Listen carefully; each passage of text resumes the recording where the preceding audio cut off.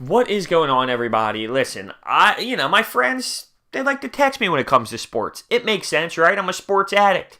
And I am just shocked. I am surprised on the amount of text messages I've gotten, the amount of conversations I've been hearing about the Eagles. And being worried about this last preseason game. And I think we need to realize something. Yes, it was bad. There's no denying it. Our offense didn't look smooth. But do you guys understand that we didn't game plan this game as if it's week 2, week 3, week 4 of a season? This is preseason game 2. You're just sitting under center, throwing some passes out to wide receivers, mixing in a run play, getting the feel of the game. Remember last season when Nick Foles went on his run? Now, if you forget that, I don't know what to tell you. There were game plans implemented for Nick Foles. The run-pass option, the RPOs. There was a system involved with Nick Foles. I understand that Nick Foles didn't have a great game. And I'll be honest, I even mentioned it. A lot of it goes on the offensive line. They even mentioned Vaitai struggling insanely all night long. But there wasn't a game plan for Nick Foles. It was, let's just go out there, be very, very just vanilla, like everybody says. That's what it is in preseason, and that's the term everybody uses, vanilla.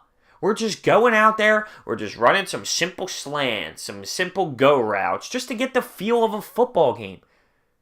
On the other hand, it doesn't help that you have Tom Brady and the Patriots trying to send a message. Play Tom Brady the whole half. It doesn't help that happened on the other side, and it doesn't take away that our offensive line didn't play great. But to be this upset, to be this worried going into the season because of this, I mean, it's a joke. It's a joke. Do you remember last year? How upset were we when Fletcher Cox didn't make it to OTAs? Oh, he's not in OTAs? What kind of leader will he be?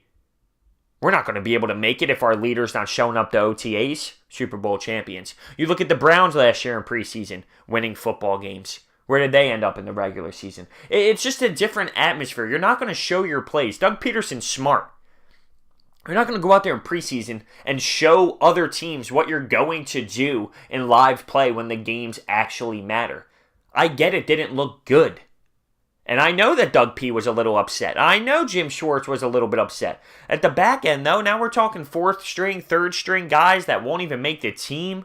I mean, I just think we need to take a step back, a sigh of relief. Just relax. It's preseason week 2. It is not even close to what we are going to be getting on the field week 5, week 6, week 7. It's just not. It's not. We're going to have Carson Wentz for a very long time. Okay? Factor that in. Factor a Carson Wentz in.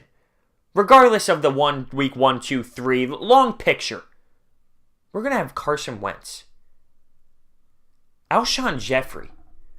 I get it, you might not get him week 1, week 2, but there's just no reason to panic and say we can't do it. We can't make a run. We won't make playoffs. Because of a week 2 of preseason performance that was sloppy. You got to get back into the rhythm of a season. We didn't have Jason Peters out there. I mean, there's a lot to factor in. I just think there's no reason why fans should be this upset, this scared moving forward. I pointed out the bad in my last video because it wasn't great, but just because it wasn't great, it doesn't mean that our season's over. Because in week 2 of the preseason, the Patriots beat us 37-20. There's no reason to get that upset about it. We're going to be okay. We have a head coach that understands what he's doing. We have Jim Schwartz. The first thing that popped up all over media. Oh no, the Eagles are going to miss their offensive coordinator. Look how sloppy they are. DeFilippo's not here anymore. They can't get anything going. Really? Because of the standard slant? Because of the standard go route that we're running to just get guys in flow of football games? Not once using an RPO with Nick Foles where that's all we used all playoffs long? Guys like Jones missing passes in his helmet and fumble. You're not going to get that out of Darren Sproles. You're not going to get that out of Corey. It's just different. It's different. And I think we need to realize that. So let me know your thoughts and opinions down below. Thank you so much for watching. I'll see you next time.